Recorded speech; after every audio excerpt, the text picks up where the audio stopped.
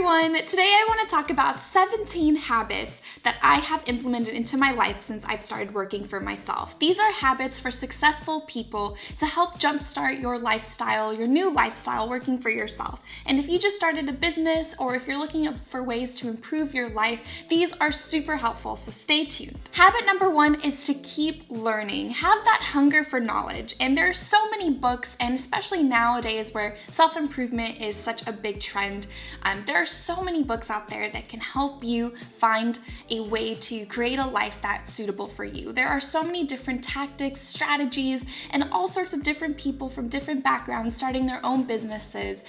So they have so much unique information to share, and there's a lot of good reading out there. So try to keep yourself up to date with that information. I know that you'll find something that will work for you and for your business in this new journey. Habit number 2 is to get clear about your goals and to set yourself up for success to achieve them. Spend time to yourself, really be honest with yourself, and try to find clarity of what you want in 2 years, 5 years, maybe even 10 years if you're looking that far ahead and want to have kind of a roadmap to follow. Now, be aware that a roadmap can very much change, and even from day to day, things will not always go as planned. There will be obstacles thrown at you, and it will kind of derail those plans that you had in place. But if you want to have an idea and have a sense of peace with yourself, of knowing that you're heading in the right direction, but having that peace of mind for yourself and just knowing that you do have a direction you want to head to will really help you out in the long run. Vision boards can be a very helpful tool. I know that there are so many videos about that as well, and articles that help you create a vision board, but I find it very useful. I do have one in the back of my bedroom door, and I created it at the beginning of this year. So it does help me kind of remember what my goals are, and on those days where I'm starting to feel like I'm not sure what I'm doing or that things aren't going the way as planned, and just it's a nice reminder to look at it and remember what I want to achieve. You could do weekly and monthly or yearly reviews on how that year went to see and make sure that you're still heading in that right direction, and it's okay if there have been mistakes along the way or obstacles thrown at you. But having those reviews will help you remember what those mistakes are and what you can learn from it and how to move forward and get yourself back on track. And it's okay if you go off of that plan. You could always find your way back, and having those tools like a vision board or having those reviews can help you reset. Habit number 3 is positive self-talk, and this is probably one of the most important ones, and you've probably heard a lot about this already, but I really think it's so important to just be kind to yourself, and it's okay to sometimes say no to things or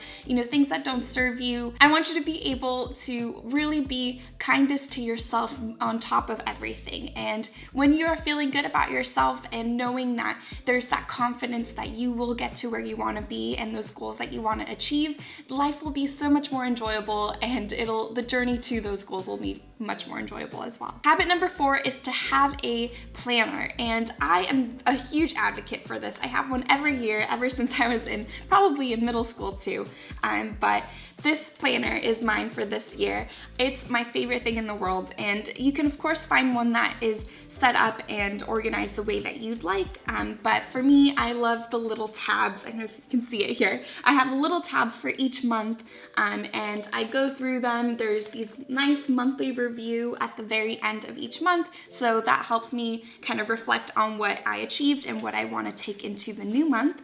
And every day I just write out basically what my to-do lists are, and I absolutely love crossing things off. It makes me feel productive, and it just gets clear on what are my priorities for the day so that I don't get sidetracked and that I am slowly building towards my goal. So it's really helpful. This is one of my weeks back in February. So yeah, it's really how you want to organize it, but I love checking things off, crossing things out, and just being organized. And if that's something that works for you to help you keep track of your business, then I highly recommend it. Habit number 5 is treat your day as if you have somewhere to be. There are a lot of benefits from working at home, especially that just being in the comfort of your own home and maybe even wearing PJs or lounge pants all day, not having to do your hair, anything like that. And it could be really great at the beginning, but I found that sometimes you can get really comfortable in that space. So if you can treat your day as if you're going out, starting off, putting on an outfit and getting ready for the day, it will help you be in a mind space of, here I'm spending this amount of time to work on my business. It'll help you get in a mind space of work and setting aside that time to dedicate just to work. But getting ready, dressed up, and ready to dedicate a certain amount of time to whatever you need to achieve that day for work. And it'll help keep distractions away. You won't feel as sluggish. It'll help you just really focus. And I found that that's the best way to start the day. Habit number 6 is stretching/fitness for the day. Stretching first thing in the morning is very beneficial. It'll help wake up your body. You'll feel less tense throughout the day, and it's just a good way to put you in that good mind space as well. Fitness, as you probably already know, is super helpful when you're in stressful situations. It'll help you step away from everything and gain that clarity while also taking care of your body so that you can come back to work with a clear slate and ready to start anew. So I think that stretching and fitness is super important if you can implement that to your daily routine. Habit number 7 is putting a face to your work. If you're out networking and making connections with people that can possibly help with your business, or if you can help theirs, it would be really helpful to have business cards, perhaps a resume, a portfolio of your work, a central spot where someone can go and look at your website. Anything like that can be very beneficial for you so that they can remember you. But having samples of your work would really show that person that you are dedicated, that you have things in place, and that you're very serious about your business. So having those little things will really show them that. Habit number 8 is wake up earlier. A lot of people might not agree with this one, but if you do wake up earlier in the day, you'll feel like you've been able to accomplish more. For me, I know if I wake up earlier, I'll actually make breakfast, make coffee at home, have some time to myself to stretch and maybe get ready for the day and try to figure out what it is I want to accomplish for the day. Rather than waking up a little later and maybe scrambling and feeling hungry and skipping breakfast instead, I feel like when I wake up later, I'm not as productive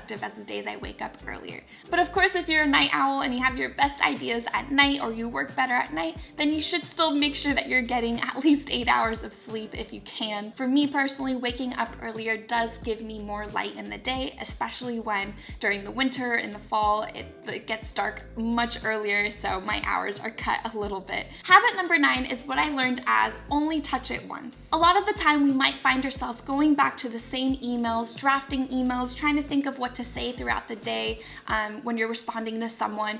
I would really recommend to eliminate as much of that back and forth as you can. It'll free up so much time in your day. For example, with emails, it's very hard sometimes when you're trying to respond to someone but you're not sure what to say, so you decide to come back to it later, and a lot of time has passed. You've already spent the morning trying to figure it out, and then another part of your day trying to figure it out as well. So it just occupies too much time, and I think that it's better to just open up your email, deal with it once, deal with all of your emails, and then be done for the day so that there's no more added distractions. It could be the same for cleaning the house. Just get it done at that moment. Having this habit definitely eliminates any procrastination. So if you just touch it once, deal with it then and move forward so that you're not occupying that brain space throughout the day with just that. Habit number 10 is learn how to handle critique well. Sometimes we have the tendency to take critiques very personal, but a lot of the time, whoever is giving us that critique is just trying to help us improve or maybe learn new ways that we didn't think of to improve something. Throughout your business journey, try to be the best that you can be. Know that there are always going to be things to learn, that mistakes will come along the way, and sometimes people just want to help you